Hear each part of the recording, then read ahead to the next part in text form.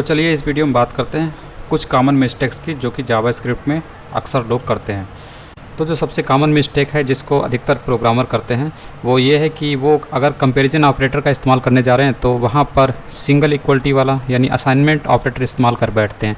जैसे कि ये नॉर्मल है, जैसे कि आपने एक्स वेरिएबल बनाया, इसमें 0 वैल्यू स्टोर किया, उसके बाद आप यहाँ पर कंपैरिजन ऑपरेटर का इस्तेमाल कर रहे हैं, यानी कि एक्स में 0 है और ये 10 है। ठीक है, दोनों के बीच कंपेरिजन हुई तो इससे आपको फॉल्स मिलता है। ठीक है, यहाँ तक तो सही है। गलती क्या करते हैं वो लोग, ये जो कंपैरिजन ऑपरेटर था यहाँ पर एक इक्वलिटी सिंबल वो भूल जाते हैं लिखना, तो ये क्या हो जाता है, ये असाइनमेंट ऑपरेटर की तरह यहाँ पर ये इस्तेमाल हो रहा है। ठीक है, तो यहाँ पर x जो है ये 0 नहीं है, बल्कि x में क्या आ रहा है, आप x में 10 को स्टोर कर रहे हैं। ठीक है, तो इससे क्या है, किसी भी नंबर का जो एग्जिस्टेंस होता है वो हमेशा आपको ट्रू देता है। ठीक है, तो ये आपको ट्रू देगा। लेकिन अब इसी चीज़ को अगर आप यहाँ पर देखें तो यहाँ पर क्या हो रहा है, x में आप 0 डाल रहे हैं। ठीक है, तो अभी जो मैंने बात कही वो यहाँ पर फेल हो जाती है, इसलिए बारीकी से आपको इस चीज़ को ध्यान में रखना है। x 0, तो 0 क्या होता है, 0 और 1 ये दोनों बूलियन वैल्यू में भी कन्वर्ट होते हैं। तो यहाँ पर x 0 मतलब क्या, यहाँ पर आपको फॉल्स मिलेगा। ठीक है, तो यहाँ पर जैसे नंबर था 10 था तो वहाँ से आपको ट्रू मिला, लेकिन यहाँ पर 0 है तो यहाँ से आपको क्या मिलेगा, जबकि 0 क्या नंबर ही है, फिर भी आपको फॉल्स देगा। ठीक है, मे नॉट एज एक्सपेक्टेड, इसीलिए हो रहा है। तो यही चीज़ है, यही चीज़ आपको ध्यान रखनी है। थोड़ा सा अंतर है, यहाँ पे एक मिस्टेक हुई। ठीक है, मिस्टेक से इसका आंसर बदल गया। यहाँ से आपको क्या मिल रहा है, यहाँ से आपको मिल रहा है ट्रू। ठीक है, और इसमें एक और जो चीज़ ध्यान रखनी है वो ये है कि अगर आप 0 रख रहे हैं या 1 रख रहे हैं तो आपका जो वैल्यू है वो उसी हिसाब से 0 से आपको फॉल्स मिलेगा और 1 से आपको ट्रू मिलेगा। ये भी आपको याद रखना है। तो an assignment always returns the value of the assignment. जो असाइनमेंट होता है वो हमेशा असाइनमेंट की वैल्यू को रिटर्न करता है। ठीक है, तो यहाँ से आपको क्या मिलेगा, यहाँ से आपको फॉल्स ही मिलने वाला है। ठीक है, क्योंकि बूलियन मेथड में ये इस्तेमाल किया है, तो बूलियन इस चीज़ को कन्वर्ट करेगा बूलियन वैल्यू में, तो बूलियन वैल्यू x 0 की क्या आएगी, फॉल्स आ जाएगी। ठीक है, उसके बाद अगर आप यहाँ 1 करेंगे तो इसकी वैल्यू क्या देगा, ये ट्रू देगा। ठीक, क्योंकि ये बूलियन मेथड है। तो ये आपको समझ में आ गया होगा। उसके बाद एक्सपेक्टिंग लूज कंपेरिजन अगर आप लूज़ करते हैं, लूज मतलब जैसे कि यहाँ पर आपका ये इंटीजर है, ठीक, नंबर इंटीजर, और यहाँ पर आपकी स्ट्रिंग है, दोनों में आप कंपैरिजन कर रहे हैं, तो ये लूज टाइप की कंपैरिजन होती है, स्ट्रिक्ट कंपैरिजन नहीं है ये, इसको बोलते हैं लूज कंपैरिजन। तो अब यहाँ पर आपने किया इसको, तो आपको पता होगा ये जो कंपैरिजन ऑपरेटर होता है ये कैसे काम करता है। ये पहले तो जो डेटा टाइप होते हैं उनको इक्वल करता है, अगर इक्वल हो जाते हैं उसके बाद ये वैल्यू को कंपेयर करता है। ठीक है, तो इसकी वैल्यू को, इसका जो डेटा टाइप है जो कि स्ट्रिंग है, इसको पहले नंबर में कन्वर्ट करेगा, उसके बाद x से इसकी कंपैरिजन कराएगा। ठीक है, तो अल्टीमेटली आपको यहाँ पर से क्या मिलेगा, दोनों 10-10 हो जाएंगे तो आपको यहाँ से मिलेगा ट्रू। ठीक है, ये तो आपको समझ में आ रहा होगा, ये ट्रू मिला इसकी वजह से, बूलियन मेथड की वजह से। और वही चीज़ अगर आप यहाँ पर स्ट्रिक्ट कंपैरिजन का इस्तेमाल करते हैं, ठीक, यहाँ पर क्या है कि स्ट्रिक्ट कंपैरिजन की बात कर रहा था, तो स्ट्रिक्ट कंपैरिजन में इस तरीके से हम लोग इस्तेमाल कर रहे हैं। ठीक है, तो यहाँ पर क्या होता है, ये फोर्सफुल्ली जो है जो डेटा टाइप होता है वैल्यू को कंपेयर करता है, मतलब ये इसमें कन्वर्जन पहले नहीं होता है, इसमें डायरेक्ट वैल्यू और डेटा टाइप का कंपेरिजन होता है। तो वैल्यू तो आपकी सही हो जाएगी, ठीक है, लेकिन फिर उससे जो डेटा टाइप है वो बदल जाता है, इसलिए आपको यहाँ से मिलता है फॉल्स, इससे आपको फॉल्स मिलेगा। ठीक, तो ये होती है लूज कंपैरिजन की वजह से।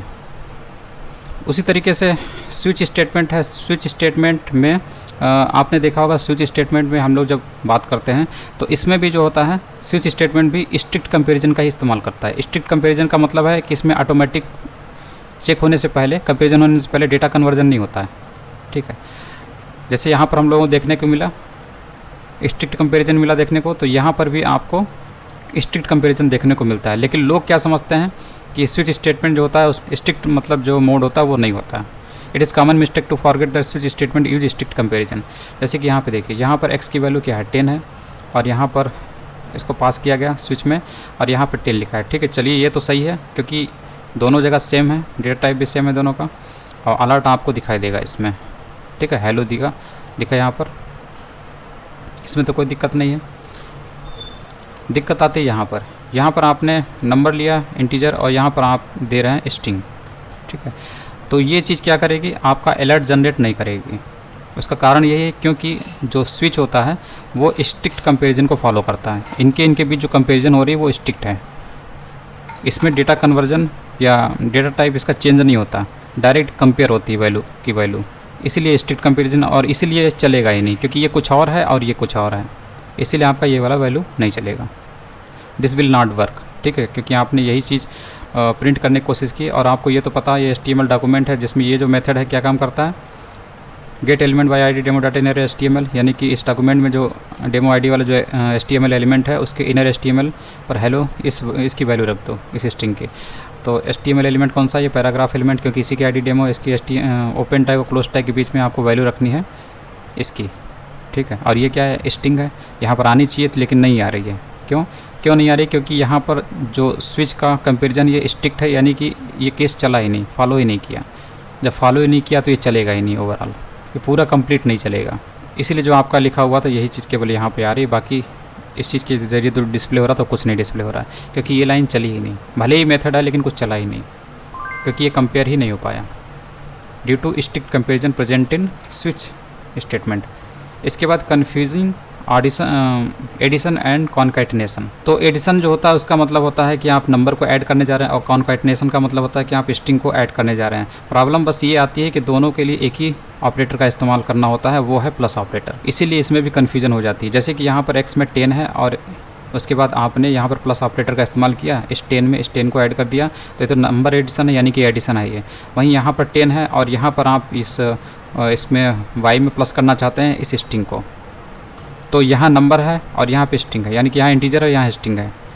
तो यहाँ पर क्या होगा, ये जो प्लस होगा ये एडिशन का नहीं बल्कि कॉन्कैटिनेशन का सिंबल होगा।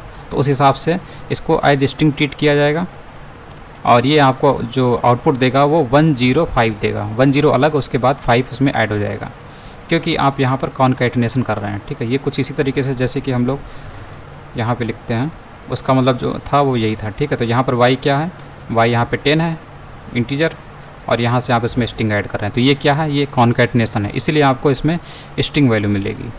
वो यहाँ वेरिएबल का इस्तेमाल करिए तो भी आपको वही आउटपुट मिलेगा, क्योंकि यहाँ पर वो कॉन्कैटिनेशन और यहाँ पर वो एडिशन का काम कर रहा है प्लस ऑपरेटर। इसके बाद मिसअंडरस्टैंडिंग फ्लोट्स। तो जावास्क्रिप्ट में सभी नंबर जो होते हैं 64 बिट फ्लोटिंग पॉइंट नंबर्स में रिप्रेजेंट होते हैं।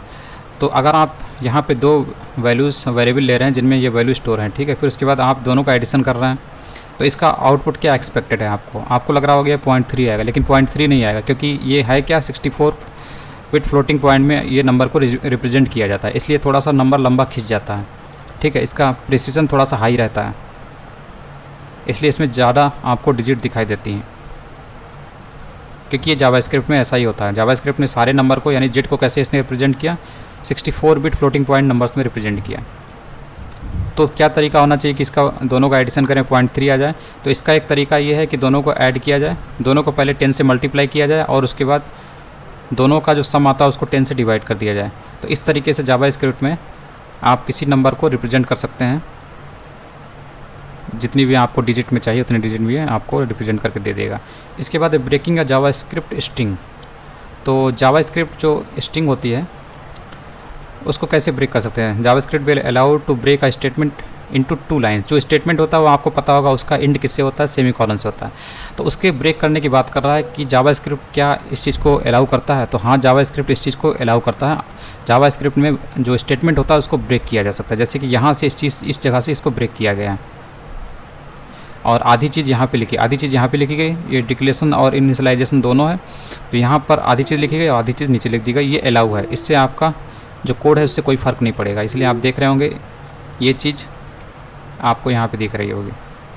यहाँ पर इसने इसे डायरेक्ट इस्तेमाल किया, यहाँ पर इसने ब्रेक किया है, इस जगह पर इसने ब्रेक किया है, आधी चीज़ इस साइड में लिख दी है, क्योंकि ये भी एक स्टेटमेंट है जावास्क्रिप्ट का, इतना कंप्लीट स्टेटमेंट है और इसने यहाँ से इसको ब्रेक किया है, ठीक है। हालांकि एग्जाम्पल ये दूसरा बता रहा था लेकिन यहाँ पे इसने कुछ और बता दिया। तो हम लोग एक काम करते हैं, इसी चीज़ को कॉपी करते हैं और यहाँ पे रख देते हैं, ये ब्रेक है, और उसके बाद इस चीज़ को हम लोग तो इस तरीके से लिख दिया, तो इससे भी आपका आउटपुट सेम आएगा। तो हम लोग यहाँ पर एग्जाम्पल देख रहे थे कि ये इस स्टेटमेंट को देख रहे थे, ठीक है, क्योंकि इस स्टेटमेंट को ब्रेक किया गया, आधा इधर आधा इधर। इससे भी आपका x की जो वैल्यू है यहाँ पर आएगी और आपको यहाँ पे दिखाई देगा, इससे आपको कोई दिक्कत नहीं होगी, ठीक है। हालांकि इससे पहले जो लिखा हुआ था वो भी सही था, उसमें भी आपका जो मेन स्टेटमेंट है ये वाला, इसको ब्रेक किया गया है इस जगह से, ऑपरेटर की जगह से, और इतना आधा यहाँ लिख दिया गया। तो इससे भी वही एग्जाम्पल में जो बातें कही जा रही हैं, जो कि आपको इससे समझाने की कोशिश की जा रही है, आप इससे भी समझ सकते हैं, ठीक है। तो इसको हम लोग अब हटा देते हैं। इसके बाद है कि but breaking a statement in the middle of the statement will not work. अब ये बता रहा है कि आप ब्रेक तो कर सकते हैं, लेकिन स्टेटमेंट के बीच में से अगर ब्रेक करने की कोशिश करेंगे तो ये काम नहीं करेगा। जैसे कि इस तरीके से यहाँ पर इसने हेलो को ऊपर लिखा और ये वर्ल्ड को नीचे लिखा, तो ये काम नहीं करने वाला। ये एक तरीके से काम कर सकता है अगर आप इसकी जगह पर बैकस्लैश का इस्तेमाल करिए, और नहीं तो आप स्ट्रिंग को ऐड कर दीजिए। जैसे कि यहाँ पर इसने क्या काम किया, यहाँ पर भी ये इसी टाइप में करने की कोशिश कर रहा है, तो हम लोग इसको यहाँ से कॉपी कर लेते हैं। इसने थोड़ी सी मिस प्रिंटिंग है यहाँ पर, और यहाँ से हम लोग x की वैल्यू यहाँ पे लिख लेते हैं। ठीक है, तो ये काम नहीं करेगा। ये चीज़ जो है, जो डेमो आईडी वाला HTML एलिमेंट है, यानी इस पैराग्राफ एलिमेंट के द्वारा यहाँ पर आप देखेंगे यहाँ पर अभी कुछ नहीं आएगा। आएगा कब, जब हम यहाँ पर प्लस सिंबल का इस्तेमाल करें, क्योंकि ऑपरेटर की जगह से हम लोग ब्रेक कर सकते हैं।